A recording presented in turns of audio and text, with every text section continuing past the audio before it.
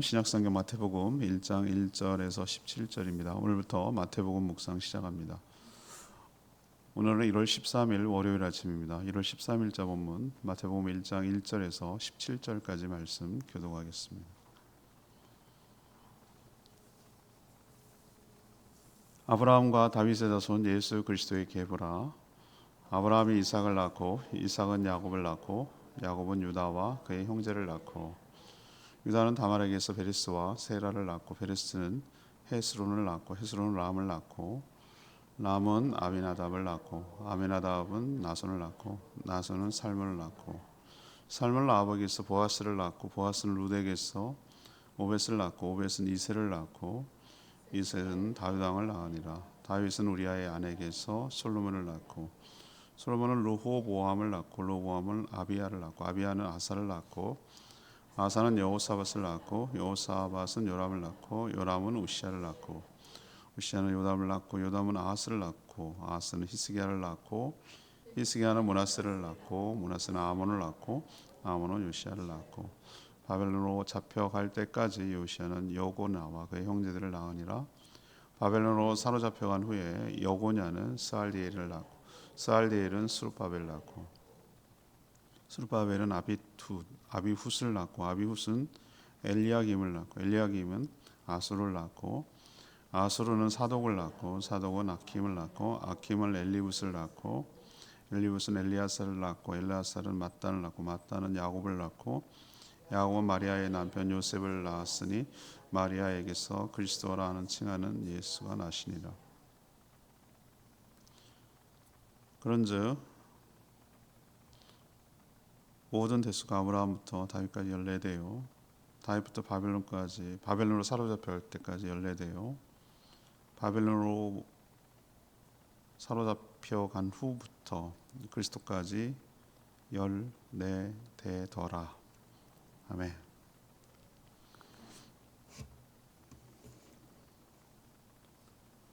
마태는 예수 그리스도의 계보를 소개합니다. 아브라함과 다윗의 자손 예수 그리스도의 계보라고 소개하죠. 아브라함부터 다윗까지, 다윗부터 바벨론 포로까지, 포로에서 그리스도까지 14대, 14대라고 소개하지만 실제로는 그렇지 않습니다. 이것은 의도적으로 함축하고 생략하고 14에 맞춘 것이죠. 결국 하나님이 언약하신 그대로 예수 그리스도께서 이 땅에 오셨고 그가 주님이고 구세주임을 밝히려는 의도적인 계보의 모습이라고 할 수 있겠습니다. 오늘 질문은 예수 그리스도의 계보를 통해서 알 수 있는 것은 무엇입니까? 예수 그리스도의 계보를 통해서 알 수 있는 것은 무엇입니까? 이것이 오늘 질문입니다. 먼저 하나님은 신실하시다. 하나님은 신실하신 분이다.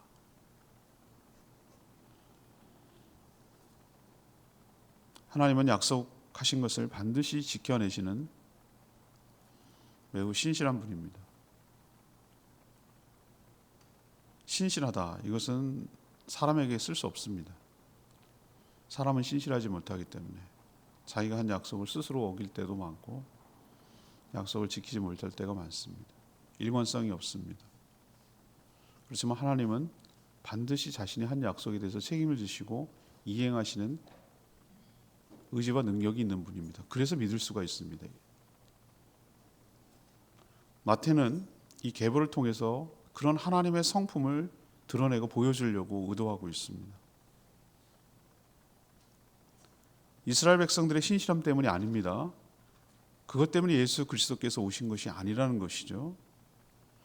마태는 아브라함부터 다윗까지 14대, 다윗부터 바벨론으로 사로잡혀갈 때까지 역시 14대, 바벨론 포로로부터 예수 그리스도까지 14대라고 17절에 소개하고 있죠.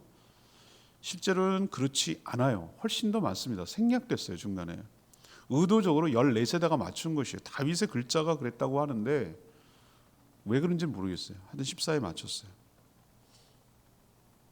2000년의 역사를 이렇게 짧게 끊어낼 수가 없잖아요. 그죠? 근데 오늘 변곡점이 일어나잖아요. 이스라엘 역사에서. 포로 시기가 바로 큰 변곡점이었어요. 나라가 망했고 포로로 끌려가서 실패로 돌아갈 수 있었어요. 대부분 그렇게 사라져간 민족이 수없이 많이 있습니다. 여러분은 지금 우리나라가 아니라 중국의 역사 중에 청나라로 해요. 청나. 후금에 세운 나라가 청나라거든요. 그래서 차이나가 생겼어요. 그들은 한족 출신이 아니거든요. 근데 지금 그 종족이 어디가 있습니까? 소수민족으로 남아있겠죠. 여러분 역사적으로 배운 말갈족, 거란족 이런 거 기억나세요? 어디 있는지 그 존재가? 나라가 없으니 그냥 스며들고 섞여져 버리고 없어진 종족이 한둘이 아니잖아요. 이스라엘 백성, 특히 이 유다 나라가 바벨론으로 포로 끌려갔으면 그 나라는 끝이에요. 특히 북이스라엘 보면은 종족이 섞여가지고 정체성을 잃어버려가지고 그냥 무의미한 존재가 됐어요. 바벨론으로 포로로 끌려간 이들도 마찬가지일 수 있었어요. 그냥 없어질 뻔한 존재였어요. 그걸 실패였어요. 근데 하나님께서는 뭡니까? 자기들도 인정해요. 얼마나 컸으면은 아브라함부터 다윗까지, 다윗부터 거기 끊는 지점 있잖아요. 끊는 지점이 바벨론 포로라고 얘기하잖아요. 자기 역사에서 굉장히 큰 변화가 일어났던 시기라고 자기들도 인정하고 있잖아요. 그러면 이들은 실패했으나, 포로로 끌려가고 망할 뻔했으나, 하나님은 이 인간의 폐역함, 연약함을 넘어서 아까 제가 말씀드렸던 개념 신실함으로 결국은 예수 그리스도를 이 땅에 보내셔서 우리를 구원하셨다라는 것을 의도적으로 보이려는 거예요. 너희들은 연약하고 너희들은 역사적으로 실패하고 너희들은 이렇게 어려움이 많았지만 하나님의 신실함 때문에 구원이 흔들리지 않는다. 하나님은 끝내 구원을 이뤄내시고야 만다라는 것을 우리에게 알려주려고 마태는 의도적으로 이걸 쓴 거예요. 그것도 포로 얘기를 쓴 거고요. 자, 그러면 이게 우리에게 어떤 의미가 있는가? 우리는 안 그럴까요? 우리는 안 그럴 거냐고요. 우리도 우리의 연약함이 말도 못해요. 예수 그리스도 이후에 그리스도의 기독교 역사를 보자고요. 역사를 보면은 참 이스라엘 나라 못지않는 존재들이에요. 처음에는 뭐 국교가 되고 그러면 기독교가 국교로 승인이 되고 로마 시대 때를 등에 업고서 승승장구했죠. 중세 시대 쩌렁쩌렁했잖아요. 근데 어떻게 합니까? 그 권력과 돈에 취하니까 타락하잖아요. 그리고 더 이상 어떻게 할 수 없을 정도로 망가져버리자 종교개혁이 일어났어요. 종교개혁이 일어났으면 그렇게 정말 잘 정신 차리고 잘 해야 되잖아요. 그런데 어떠냐 말이에요. 여러 가지 문제를 안고 수많은 분파가 일어나고 분열이 일어나고 수많은 이단 사이들을 양산해내고 정말 태산이에요. 걱정. 지금 이렇게 해서 과연 이게 존속이 될까 막 이런 생각이 들 때도 있어요. 우리나라는 특히 압축 성장을 했다고 그러는데 기독교도 마찬가지예요. 경제 성장을 뒤엎고 등에 업고서 정말 쭉쭉쭉 70년, 60년, 70년, 80년대 얼마나 그 교회가 성장했습니까? 십자가 꽂으면 된다고 그랬었어요. 저희 부친이 목회하는 거 맞아요. 그 어려운 동네에서도 정말 교회가 그때는 정말 간절하고 절박했고 순수하고 그랬어요. 성도들이. 정말 부흥사경이 하면 평일날도 와서 그렇게 눈물로 콧물 흘리며 말씀 사모하고 그랬던 거 이제 새벽기도 맨날 매일매일 하고 새벽성 돌고 저는 그 기억의 끝자락에 있는 사람이잖아요. 기억을 하잖아요. 지금은 나 이대로 한국교회가 존속할까라고 싶을 정도로 타락하고 망가졌어요. 심각해요. 생각하는 것보다 훨씬 심각해요. 여러 가지 외적 내적 요인이 한꺼번에 겹쳤어요. 인구가 절벽이 되고요. 다음 애들이 낳질 않아요. 점점 줄고 이거는 뭐 사회 문제이기도 하고 교회 문제이기도 해요. 애들이 없어요. 다음이 없어요. 그런데 종교에 대한 굉장히 반감과 거부감을 갖는 시대의 사람들이 살고 있어요. 특히 기독교는 완전 혐오감을 주는 종교가 돼버렸어요. 수없는 자들이 자살골 넣는 바람에 이런 시대에 이렇게 타락한 시대에 과연 교회가 존재할까? 앞으로 기독교라는 것이 존재할까? 라는 생각이 의구심이 들고 우려감이 드는데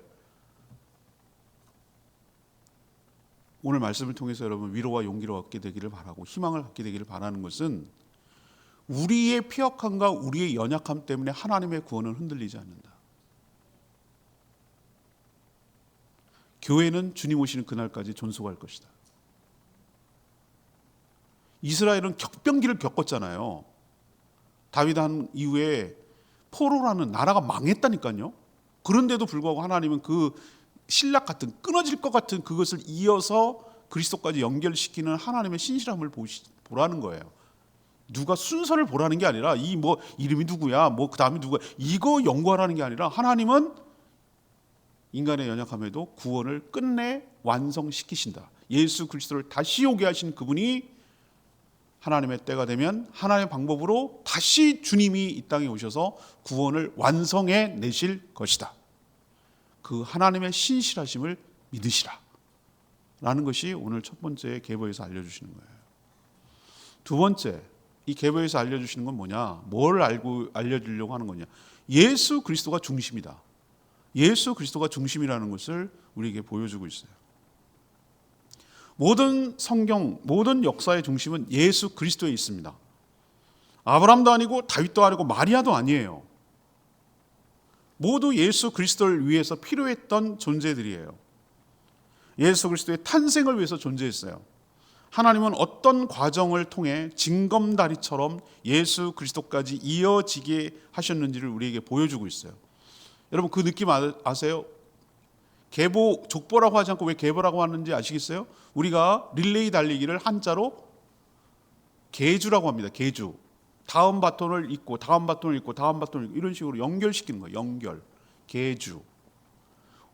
우리가 낭만적이고 그럴 때가 있는데 옛날에는 어땠습니까? 개울 다리 놓기는 좀 애매하고 그러니까 어떻게 하죠? 징검다리를 놔요. 중간중간에 사람이 걸어갈 수 있을 보폭 정도의 돌을 놔서 물에 씻겨 내려가지 않고 그 위를 가서 물에 빠지지 않도록 하는 그 지혜, 그게 징검다리예요.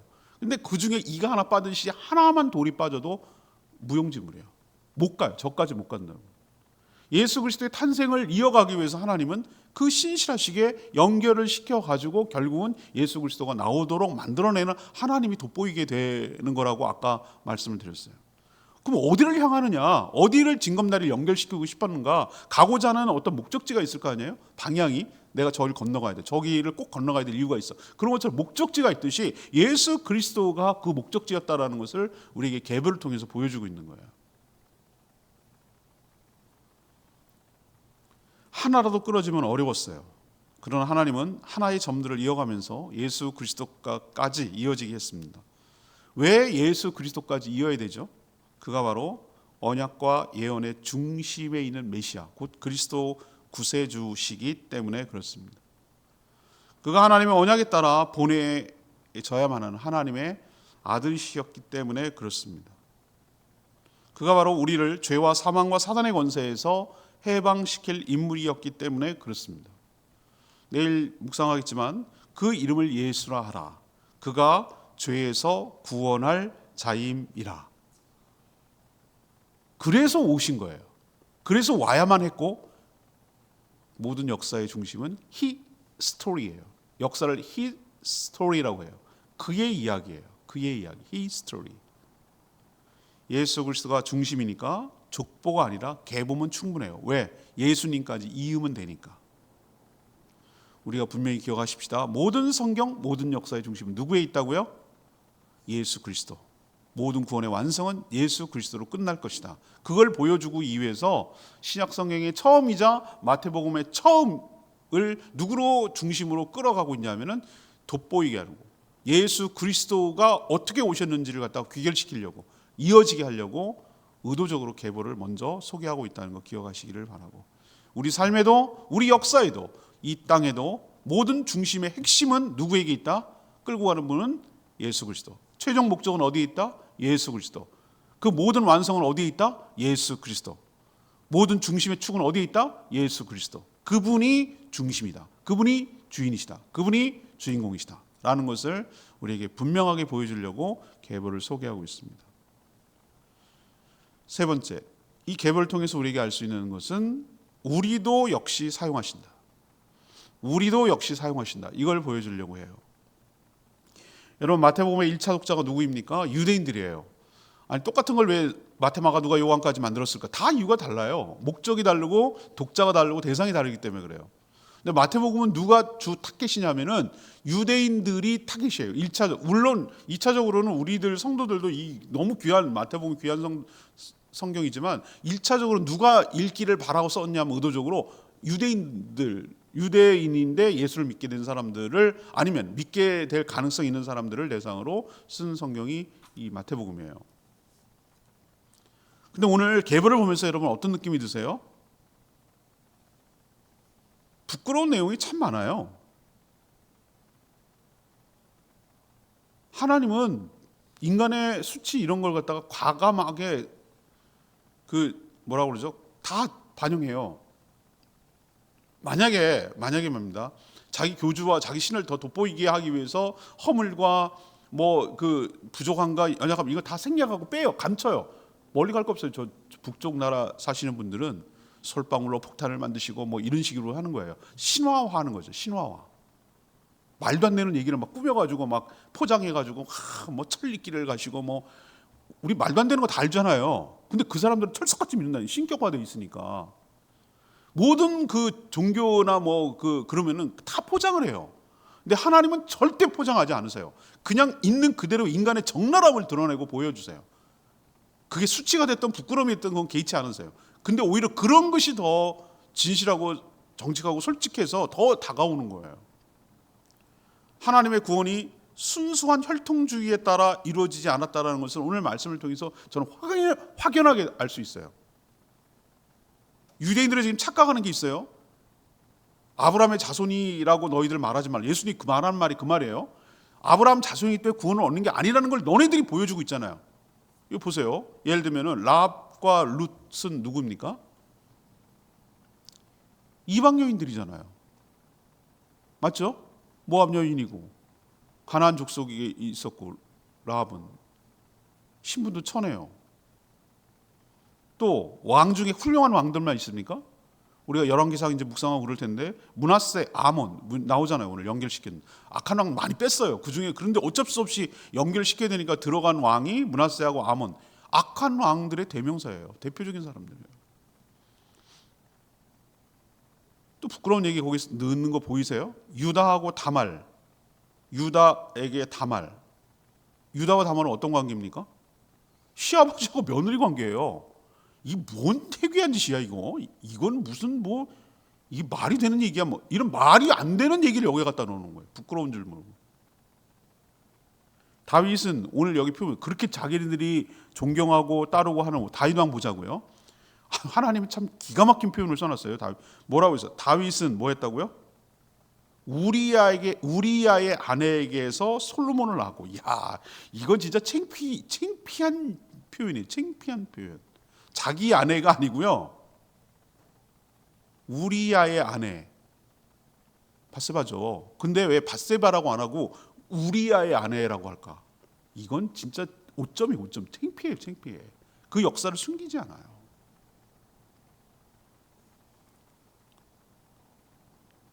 오늘 또 보면은 아주 하나님의 지혜가 돋보이는 장면, 여러분 그게 안 보일 수 있는데 전 보인다니까요. 그게 요셉이 낳았다고 말하지 않아. 다른 거는 다 이렇게 누가 낳고 이렇게 했는데 요셉이 낳았다고 말하지 않고 누가 낳았다 그러죠? 마리아가 낳았다 그래요. 요셉이 낳은 건 아니라고 보는 거예요. 이것도 굉장히 의도적이에요. 다분히 의도적이에요. 부족하고 연약해도 하나님은 자신의 뜻을 위해서 여러 사람들을 사용하신다는 걸 보여주고, 부끄러운 역사조차도 하나님은 이용하신다라는 것을 우리에게 보여주고 있어요. 바벨론 포로요? 이거는 정말 지우고 싶은 이스라엘 백성들의 큰 수치예요. 네 차례나 침공을 당하고 왕이 결국은 죽고 눈이 뽑혀가지고 굴비처럼 줄줄이 끌려가가지고 죽도록 땅 파고 고생했던 얘기가 얼마나 부끄럽고 창피한 얘기냐고. 수치죠, 수치. 우리나라가 일제강점기 35년 동안 당했던 것이 정말 두고두고 수치고 두고두고 잊을 수 없는 것처럼, 저 일본 놈들한테 우리가 그런 식으로 당했던 수치죠. 부끄러움이고 억울하고 그런 거죠. 다시는 그런 일을 당하지 말아야 되는 역사적 아픔이죠. 그런데 그걸 그대로 다 적어놓고 있잖아요. 그럼에도 불구하고, 이런 중에도 불구하고 하나님은 예수 그리스도의 탄생이라는, 그리고 구원이라는 준비를 착착 진행해 나가고 있다는 것을 계보를 통해 보여주고 있습니다. 그럼 이게 우리에게 어떤 교훈을 줄까요? 우리가 완벽하고 탁월하고 그래서 하나님께서 우리를 사용하시는 것이 아니다. 이와 비슷하다. 우리도 정말 부끄럽고 창피하고 수치스럽고 엉망이고 뭐 그냥 이런 부족한 인간들, 정말 덜 떨어지고 악하고 그런 인간임에도 불구하고 하나님은 그런 자들까지도 합력하여 선을 이루시고 하나님의 나라의 완성을 위해서 사용해 가실 줄로 믿습니다. 우리도 구원의 완성을 향해서 우리 어느 부분의 징검다리로 사용할 수도 있어요. 제가 다 이루려고 생각하면 안 돼요. 저는 그럴 생각도 이미 진작에 버렸어요. 내가 다 내 당대에 이뤄야 되는 게 그게 욕심이고 그게 과욕이에요. 저는 할 만큼 하고 가는 거예요. 우리 인생이 그런 거예요. 그 뒤는 또 누가 벽돌을 쌓겠지. 내가 우리 교회에 대해서 온전히 다 책임질 이유는 없다. 내가 하는 만큼 최선을 다하고 그 다음은 하나님께 맡기고 가는 거다. 그 다음은 또 누가 하겠지. 네가 왜 모든 것을 책임져야 된다고 생각하냐. 그러나 토대는 만들어 놓고 내가 할 수 있는 것은 최선을 다해 놓고 하나님 앞에 부끄러움 없이 그렇게 가야지 라는 생각을 하는 것이죠.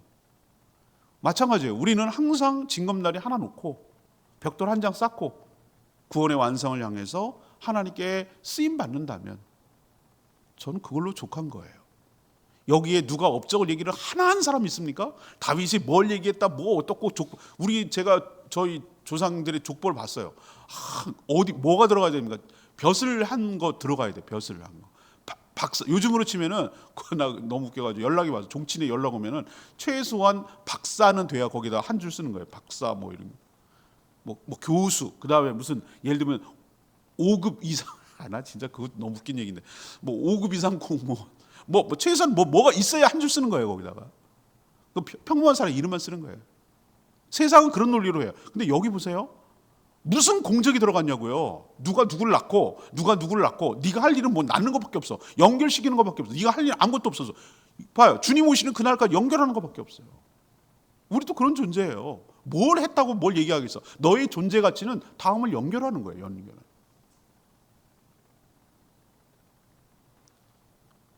저는 성경이 미화하거나 포장하지 않아서 전 너무 좋아요. 제가 아주 싫어하는 게 포장하는 거거든요.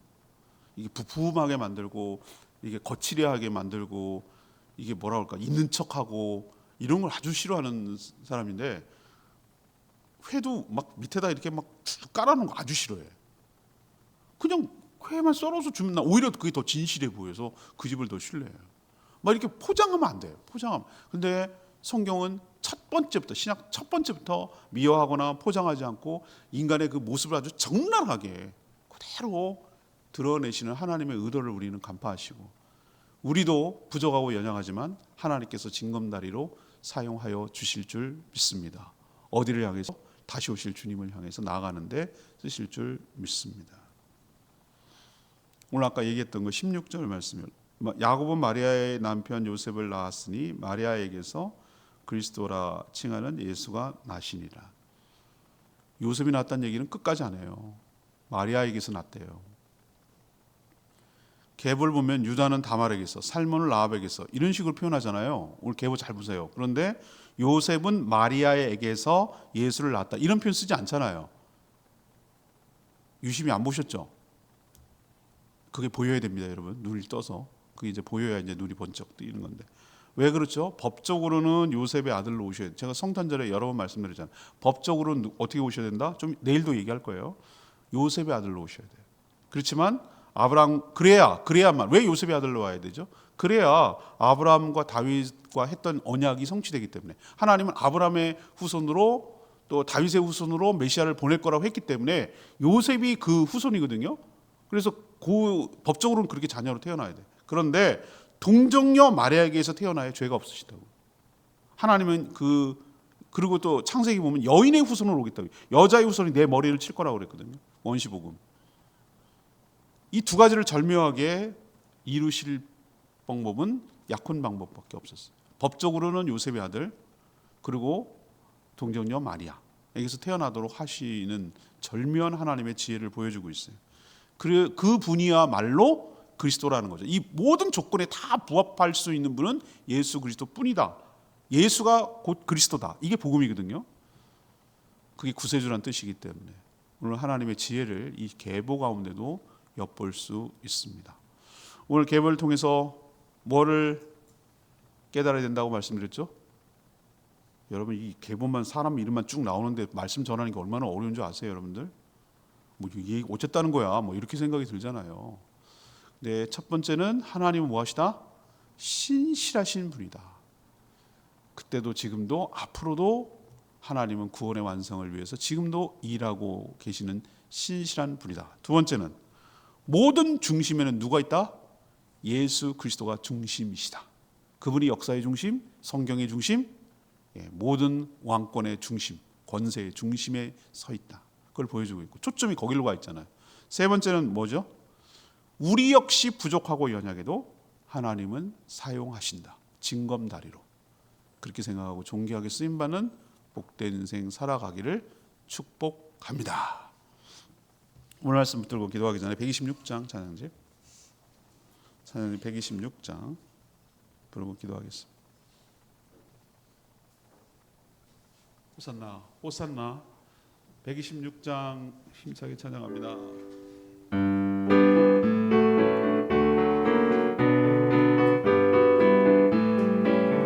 호산나 호산나 호산나 호산나 높은 곳에서 호산나 호산나 호산나 높은 곳에서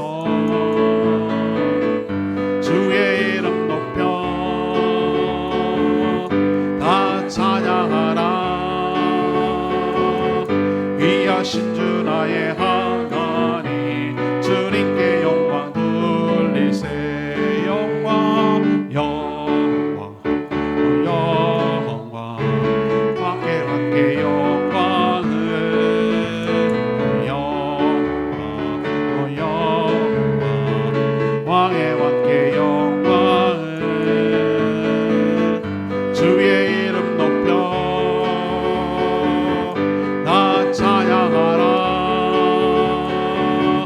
귀하신 주 나의 하나님 주님께 영광 돌리세. 오늘부터 긴 호흡을 가지고 마태복음을 아마 부활절까지 사흘까지 쭉 이어질 거예요. 근데 오늘부터 시작하는 이 첫 번째 말씀 중에서 계보잖아요. 하나님이 신실하신 하나님이 드러나고요. 모든 중심에 예수 그리스도가 있음이 또 드러나요. 우리의 연약함과 부족함에도 불구하고 하나님 구원을 위해서 사용하시는 것처럼 우리도 구원의 완성을 위해서 징검다리로 사용하여 주실 줄 믿습니다. 신실하신 하나님을 찬양하고 저희도 존귀하게 쓰임받게 해달라고 주여 외치며 기도합니다. 주여 하나님 호산나 호산나 호산나 높은 곳에서 호산나 호산나 호산나 높은 곳에서 주의 이름 높여 나 찬양하라. 귀하신 주 나의 하나님 주님께 영광 돌리세. 영광 영광 왕의 왕께 영광을 영광 영광 왕의 왕께 영광을 주의 이름 높여 나 찬양하라. 귀하신 주 나의 하나님 주님께 영광 돌리세.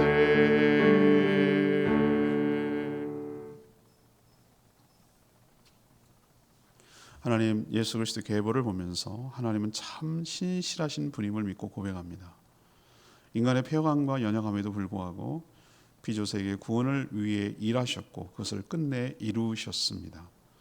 앞으로 구원의 최종 완성을 향해 신실하게 계속해서 일하고 계신 줄로 믿습니다. 예수 그리스도의 계보를 미워하지 않고 솔직하게 보여주심은 우리도 부족하고 연약해도 하나님 나라의 완성을 위해 징검다리로 사용할 줄로 믿습니다. 수치스러운 역사였지만 그것을 통해 반전을 이루시는 하나님, 저희 인생에도 반전이 일어나게 하여 주시고 지금 우리 조국교회가 처한 현실도 반전이 일어나게 하여 주시옵소서. 오늘부터 시작되는 마태복음 묵상을 통해 하나님의 뜻을 분명히 분별하고 예수 그리스도를 더 분명히 알며 더 신뢰하고 더 의지하고 믿고 나아가게 하시고 하나님 나라를 위해서 존귀하게 쓰임받는 복된 인생 살아가도록 결단하며 나아가게 하여 주시옵소서. 매일매일 진행되는 말씀 묵상을 통해 하나님의 영적인 양식을 공급받게 하여 주시고 힘을 얻게 하여 주시옵소서. 날씨가 춥고 힘든데 우리 모든 성도들의 생업과 직장과 일터를 주님 주관하여 주시고 어려움 당하지 않게 하여 주시고 마음이 힘들고 몸이 힘들고 어려워서 지쳐있는 모든 성도들 긍휼히 여겨주시고 일으켜 세워주시고 힘을 불어넣어 주시고 생기를 주셔서 온전히 회복되도록 축복하여 주시옵소서. 오늘도 간구하는 기도 주님 들어주시고 주님과 동행하는 복된 하루 살아가게 하여 주시옵소서. 주님께 모든 것 맡기옵고 예수 그리스도의 이름으로 축복하며 기도합니다. 아멘. 오늘 하루도 주님의 은혜가 없는 살아가는 복된 하루 되기를 축복합니다. 충분히 기도하고 오늘 하루 시작하겠습니다.